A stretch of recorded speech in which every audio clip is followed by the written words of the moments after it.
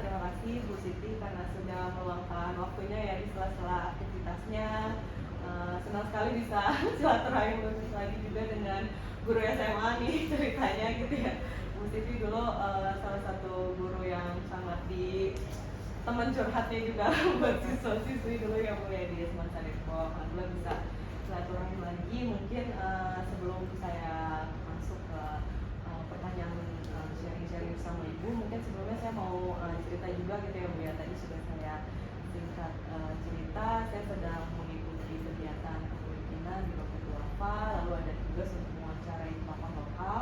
Nah mungkin tadi alhamdulillah mungkin ternyata Ibu juga sudah tahu ya tentang Dompet Duafa gitu. Mungkin kalau boleh saya refresh lagi sedikit juga, jadi Dompet Duafa itu dilahirkan awal itu tahun 93. Foundernya ya tadi ya salah satunya Pak Fahmi Hadi, Pak Edi Sudewo. Alhamdulillah terus berkembang, dan memang kalau sekarang walaupun sudah terpisah dari Republika, tapi secara yayasan kita juga masih namanya di belakangnya ada nama Dompet Duafa Republika, itu masih lekat karena memang secara histori juga masih sangat dekat. Dan sekarang kantornya pun kantor pusat di dekat Pejaten Village itu ya, kantor Republika kan juga masih di sana gitu. Jadi sekarang alhamdulillah Dompet Duafa sudah berusia 30 tahun, dan kemudian selain di pusat kami juga memiliki sekitar 28 kantor cabang yang tersebar di berbagai daerah di Indonesia, termasuk ada di luar negeri juga Bu, ada di Amerika Serikat, ada di Jepang, di Australia, di Korea Selatan untuk perwakilannya, dan satu lagi itu di Hong Kong. Nah jadi memang dasarnya itu kita pengelolaan zakat infak sedekah dan wakaf, tapi kemudian ya berkembang menjadi lembaga kemanusiaan umum juga gitu. Nah ini memang kita berkolaborasi dalam banyak hal, termasuk dengan institusi pemerintahan juga gitu ya. Kalau misalnya nanti di akhir kami juga kalau misalnya memang alhamdulillah gitu ya, kalau misalnya memang ada bisa kolaborasi program juga gitu, karena memang kita tidak hanya dengan swasta tapi juga dengan, maksud tidak hanya dengan masyarakat tapi juga membuka peluang-peluang kerjasama dengan pemerintah lokal. Nah untuk program-program Dompet Duafa selain kegiatan charity, pastinya kalau saya pribadi itu sekarang saya di program pemberdayaan masyarakat di bidang ekonomi juga Bu. Jadi berbagai program pengembangan ekonomi di Indonesia, lalu juga program-program pendidikannya mulai dari yang sifatnya ya charity tapi juga ke pemberdayaan masyarakat juga ada, dan program sosial pastinya juga dakwah dan budaya. Mungkin itu aja sekilas tentang Dompet Duafa. Nah kalau sekarang saya mungkin boleh minta Ibu mungkin bisa berkenan bercerita tentang aktivitas Ibu saat ini, lalu juga apa ya Bu, semacam cita-cita besar Ibu ke depan dengan aktivitas Ibu saat ini tuh kira-kira apa sih Bu yang masih pengen Ibu capai gitu di saat ini? Aktivitas saat ini Ibu di Dinas Pendidikan Kota Depok sebagai kepala dinas. Ini punya tupoksi untuk membantu pemerintah Kota Depok dan ini wali Kota Depok yang dalam urusan pendidikan. Jadi kita menangani urusan pendidikan untuk Kota Depok sendiri, level kota menangani pendidikan mulai pendidikan anak usia dini, yang kemudian pendidikan masyarakat, kemudian pendidikan sekolah dasar, juga sekolah menengah pertama. Ya. Nah, untuk SMA SMK sudah kewenangan Dinas Pendidikan Provinsi. Jadi kita sampai ke SMP. Di urusan pendidikan yang kita dan yang penting bagi Ibu ya, karena terus terang saja dari segi tugas kedinasan sudah jelas ya, tapi pendidikan itu punya posisi strategis ya. Orang mengatakan kalau suatu negara dikatakan baik itu dilihat dari pendidikan.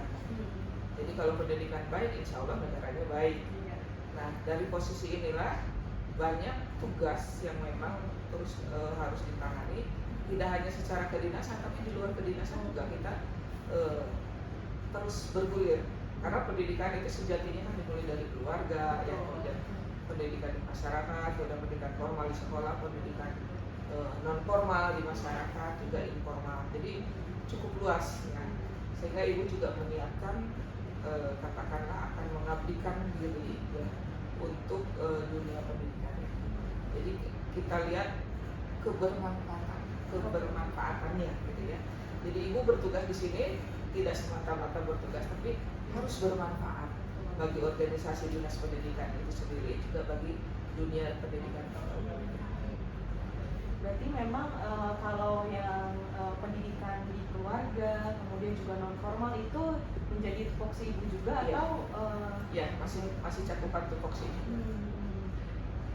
Nah ini kan mungkin sekalian ngobrol-ngobrol terkait sedikit tentang dunia pendidikan, karena memang kalau kita lihat fenomena akhir-akhir ini gitu ya Bu ya, di masyarakat kita gitu, itu kan banyak juga apa ya, fenomena di sekolah ini. Kalau menurut ibu itu memang basisnya itu harus mulai dari keluarga yang seperti apa sih Bu, untuk kayak mengurangi sekarang kenakalan remaja yang, atau saya pikir memang sebenarnya dari dulu juga udah ada, cuma karena sekarang zamannya sosial media jadi kayaknya apa viral ya, gitu ya, Bu, viral ya. di sosmed gitu. Sering terjadi bullying ya, perundungan. Ada 3 isu sentral. Yang pertama ada mengenai pelecehan seksual, kemudian perundungan, juga intoleransi. Kalau dulu di awal-awal IKM, implementasi kurikulum mereka ini dikatakan 3 dosa besar pendidikan. Tapi sekarang kata 3 dosa tuh, 3 dosa besar udah kayak gimana gitu ya, sehingga diganti istilahnya tadi 3 isu sentral.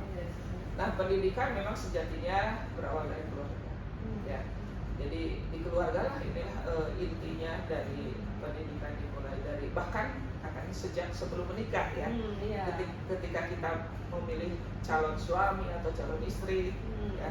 Kemudian ketika pernikahan terjadi, pendidikan anak itu sejak dalam kandungan gitu ya, sampai nanti dilahirkan. Terlebih sudah dilahirkan, nah ini ada kedekatan secara emosional antara anak dengan orang tua, ya, kemudian komunikasinya juga harus dijalin, ya, sehingga ketika kita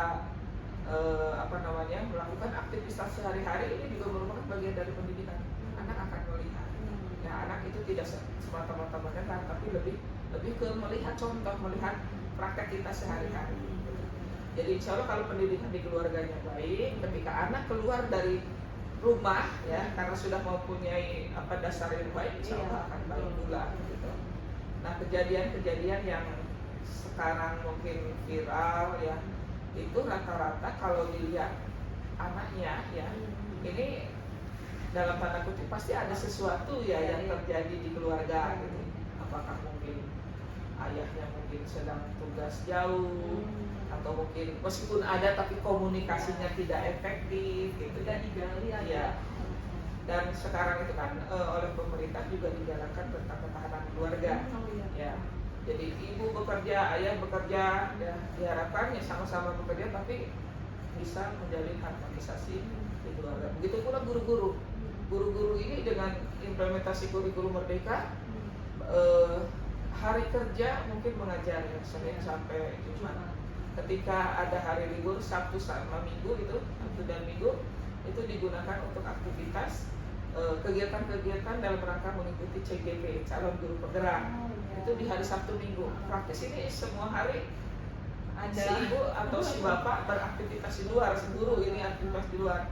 Nah ini diharapkan juga, ya saya berpesan ke guru-guru juga jaga keharmonisan rumah tangga gitu ya. Jadi ketika melakukan aktivitas mau tidak mau capek gitu ya, ketika di rumah juga ada lagi kerjaan rumah gitu ya, tapi jangan lupa tetap itu kerjaan di rumah dikerjakan, komunikasi dan harmonisasi dengan pasangan, dengan keluarga juga tetap dijaga. Jadi keutuhan atau ketahanan keluarga tetap harus diperhatikan. Kalau dikaitin sama kota Depok, kota ramah layak anak itu gimana Bu implementasi? Nah ini kota Depok, kota layak anak, ya itu nanti ada kecamatan ramah anak, kelurahan ramah anak, RW ramah anak, RT ramah anak, juga tadi keluarga-keluarga yang ramah anak.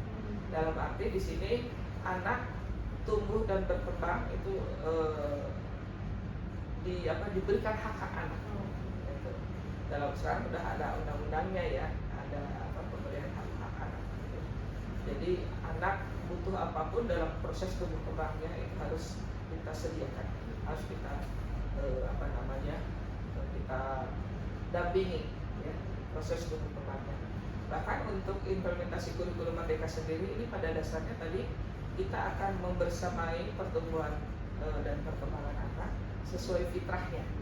Dalam arti si anak punya potensi, ya itu berusaha untuk diekspresikan, digali, ya, sehingga muncul oh si anak ini bakatnya apa, punya kelebihannya apa. Dari situlah potensinya bisa kita ambil. Jadi berpusat pada peserta didik, berpusat pada anak benar-benar diperhatikan tumbuh kembang.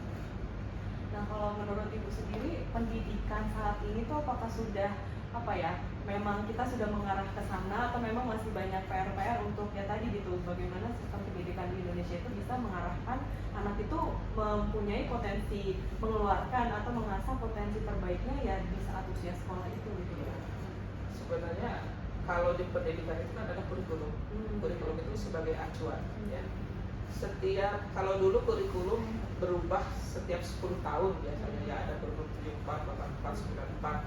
Kalau sekarang karena memang dinamikanya tadi pendidikan itu sangat dinamis, ya, maka kurikulum itu juga banyak berubahnya gitu ya. Terlebih lagi sekarang kan generasi juga lain ya. Generasi apa sekarang? Sudah apa ya?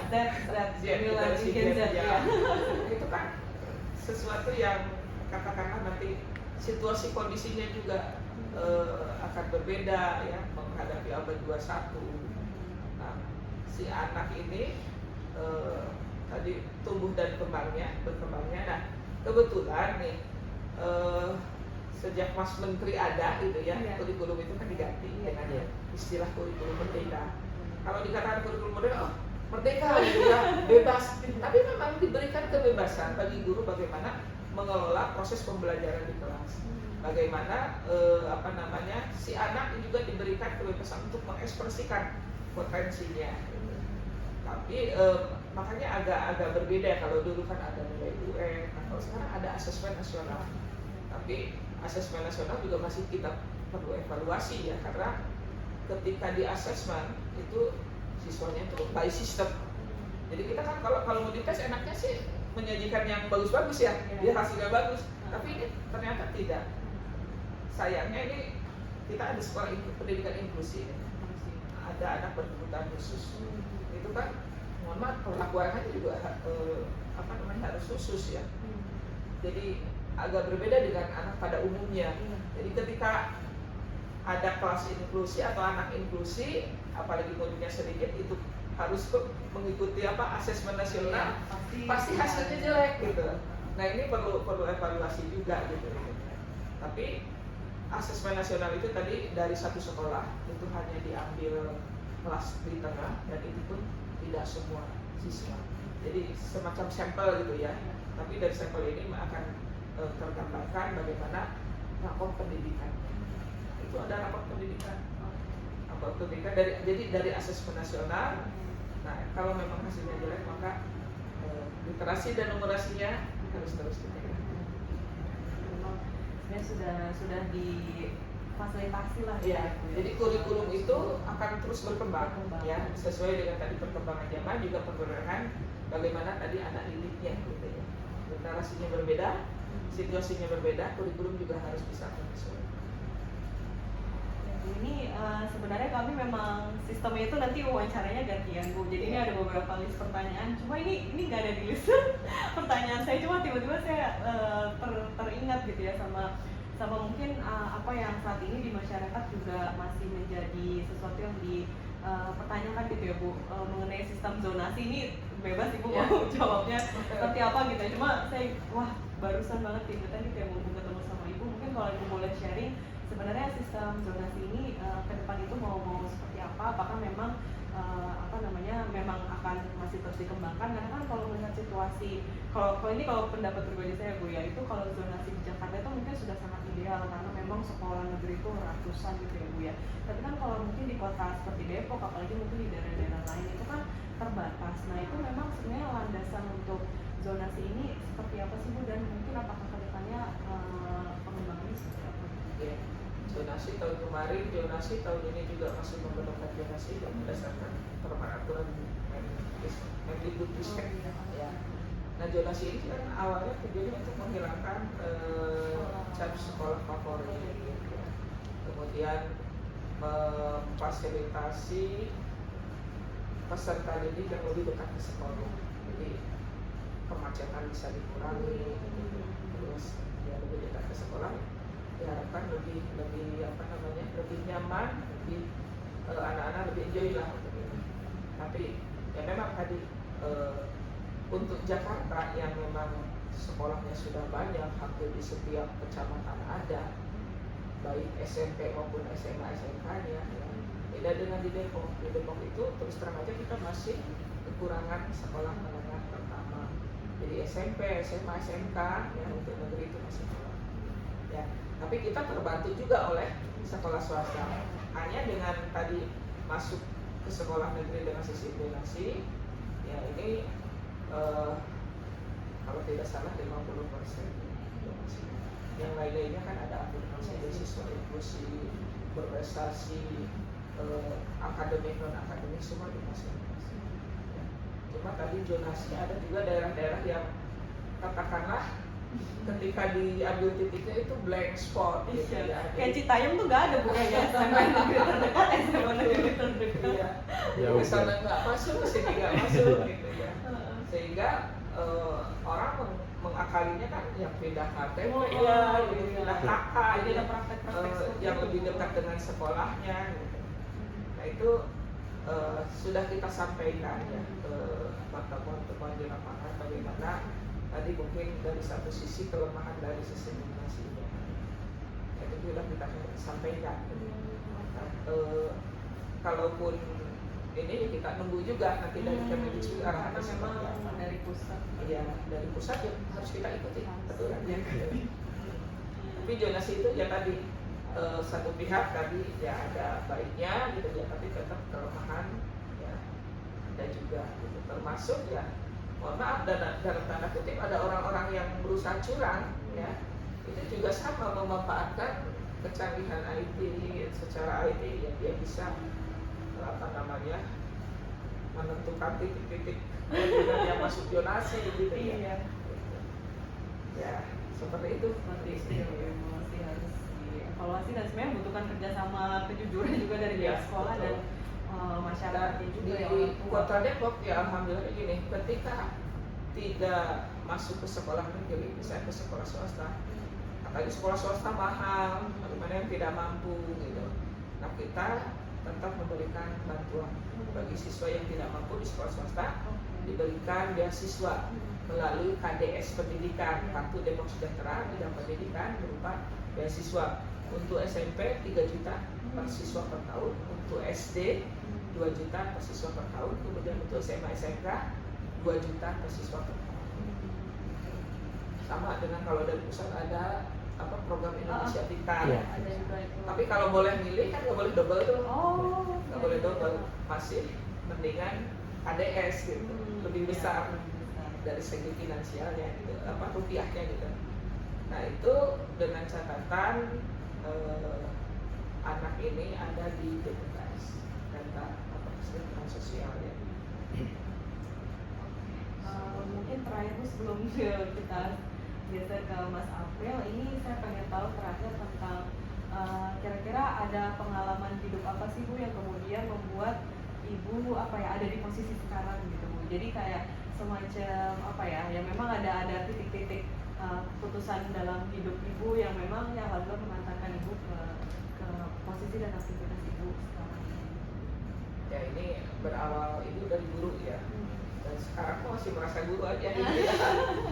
Jadi lebih senang teori biologi masih di luar kepala ya Bu. Jadi lebih senang ketika berinteraksi di sekolah gitu ya, ada sama sekolah. Nah ketika jadi guru ya alhamdulillah Ibu meraih prestasi ya, dari guru berprestasi itu di 2004. Kemudian setiap ada momen lomba apapun ya, ketika itu peluang ada dan Ibu bisa mengikutinya, Ibu izin ke kepala sekolah untuk ikut. Nah dalam setiap tahun tuh ada saja apakah lomba inovasi pembelajaran atau lomba yang lainnya, termasuk juga waktu jadi guru itu Ibu menulis ya.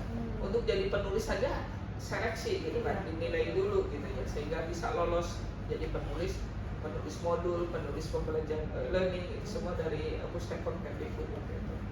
Nah alhamdulillah setiap tahun dapat juara ya, dan setiap tahun dapat penghargaan dari wali kota yang dari zaman Pak Badrun Kamal, ya, kemudian ya, Pak Nur Mahmudi, Pak Warma, ya. Kalau sampai terakhir tuh Pak Wali Kota Pak Idris itu 2018 juara lomba baca puisi ya. Ya. Nah, prestasi-prestasi yang ada ini diharapkan oleh pemerintah ini bisa, katakanlah mungkin pengalaman ini bisa ditularkan ke guru-guru yang lain, sehingga 2007 itu ibu ditarik ke struktural ya, ke dinas pendidikan gitu. Ada di PLS, kemudian di Dikmen, cukup lama di Dikmen 5 tahun yang menangani SMA SMK. Kemudian ya ketika di struktural, ibu dari fungsional guru ke struktural juga ibu ikuti aturan-aturannya. Jadi alhamdulillah dari pemerintah Kota Depok ibu diikut sertakan di Klapim ya, pendidikan untuk kepemimpinan ketika eselon 4, ketika eselon 3, ketika eselon 2. Jadi kalau jadi guru ada akta izin untuk mengajar ya, kalau di struktural itu ada di Klapim. Jadi mau tidak mau ibu juga harus belajar ya, harus tahu lah bagaimana kerja struktural, dan alhamdulillah bisa diikuti ya. Ketika ada peluang lagi, ada dari eselon 3 kemarin ke sekretaris dinas ya, untuk jadi kepala dinas itu ada open booking, ada seleksi terbuka itu juga ya. Alhamdulillah masuk 3 besar, nah ditugaskan sebagai kepala dinas kemarin, kepala dinas kearsipan dan perpustakaan, baru kemudian pindah ke dinas. Biasa. Jadi emang menjadi guru yang terus belajar juga ya Bu ya, dan aktif terus belajar ya, ya. terus belajar. Kurang lebih sih sebenarnya itu ya Bu ya yang mau kita sharing-sharing sama Ibu gitu. Kita pengen tahu apa namanya, saya juga ketika Ibu tadi cerita tentang apa namanya kegiatan dalam tanda kutip belajar, berkompetisi yang selalu Ibu ikuti, saya juga baru teringat lagi gitu ketika Ibu cerita, oh ya benar dulu tuh musiknya memang aktif banget gitu ya di berbagai kegiatan waktu saya SMA gitu ya. Jadi memang hal-hal itu bisa mengantarkan musisi ke posisi yang sekarang. Memang ya itu pesan juga gitu ya Mas ya, buat ya mungkin kita yang iya generasi muda kita sekarang kan kadang ada juga yang bilang generasi apa ya, serba instan gitu ya Bu ya, karena mungkin sudah diberi kemudahan dengan sekarang itu generasi rebahan ya. Iya, generasi rebahan. Zaman saya pun kan biasa lah, maksudnya kalau guru marah itu udah biasa. Iya. Itu bagi mungkin generasi sekarang terlalu gampang menyerah gitu ya. Kalau saya bilangnya seperti itu karena zaman saya pun juga nggak seperti itu gitu. Kita tata sama ibu saya dulu ngajarin saya gimana, ya udah gitu, karena emang itu didikan ibu saya, tapi niatnya ibunya baik gitu kan ya. Yang penting komunikasi tadi yang ibu bilang katanya melihat generasi sekarang tuh, saya juga was-was sama anak saya gitu kan. Oh iya, kita sama udah punya anak. Iya, gadget loh, apalagi gadget ya kan, kita mengawasi gadget sekali untuk saat ini sih Bu. Ya Bu ya, terima kasih Bu Siti atas sharing-sharingnya. Ini juga tadi kan kami sempat sharing juga ya untuk Bapak saat ini. Mungkin misalnya nanti Ibu ada program-program terkait misalnya pemberdayaan masyarakat di bidang pendidikan atau apa, dan mungkin misalnya membutuhkan kolaborasi dengan lembaga apa namanya NGO atau ya lembaga yang kemudian bisa apa namanya berkolaborasi lah untuk berbagai program pendidikan yang ada di Depok, Jawa Barat, itu kami dengan tangan terbuka juga gitu ya Bu ya, karena kami juga kadang program pendidikan kami ini apa namanya banyak yang basisnya itu ke siswanya langsung. Kayak saya juga dulu waktu kuliah sempat juga dapat salah satu beasiswa dari Dompet Duafa, artinya memang itu targetnya personal gitu ya. Tapi banyak juga yang kemudian kita membentuk atau mendukung komunitas-komunitas yang ada di daerah-daerah gitu ya. Seperti misalnya kemarin itu terakhir di Lembang, Jawa Barat, itu karena kita menangkap adanya banyaknya isu terkait itu ya kenakalan remaja, kita lihat oh akarnya mungkin di parenting gitu ya. Nah jadi kita membuat beberapa program-program di beberapa daerah di Indonesia untuk yaitu membuat semacam kurikulum parenting lah yang kita inisiasi startnya dari program ekonomi dulu. Jadi di Lembang itu kita ada petani-petani sayur yang kita berdayakan. Nah mereka kan punya keluarga tuh, punya anak, punya istri. Nah jadi secara reguler kita membuat program-program pendidikan bersisnya untuk keluarga gitu ya. Jadi pemberdayaan di bidang pendidikan melalui awalnya startnya dari ekonomi gitu. Jadi kalau misalnya nanti ke depan juga ada hal-hal yang bisa dikolaborasikan dengan Dompet apa-apa. Kita sangat senang sekali ya Mas April ya gitu. Kebetulan memang di Depok nih kayaknya paling seringnya kita collabnya paling kalau pas sama UI gitu ya, sama UI atau sama ya teman-teman mahasiswa lah gitu ya. Ada beberapa program tapi mungkin collabnya ya di event-event aja sih ya Mas ya gitu. Kalau misalnya untuk kalau untuk di secara khusus sama pemerintah Kota Depok kita juga mungkin belum ada gitu. Jadi kalau misalnya next ada mungkin gue yang bisa dikolaborasikan kita coba gitu. Itu ya Mas April ya.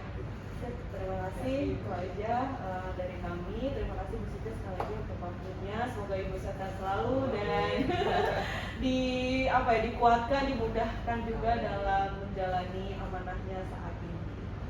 Sukses selalu untuk Ibu. Terima kasih ya Bu ya. Assalamualaikum warahmatullahi wabarakatuh.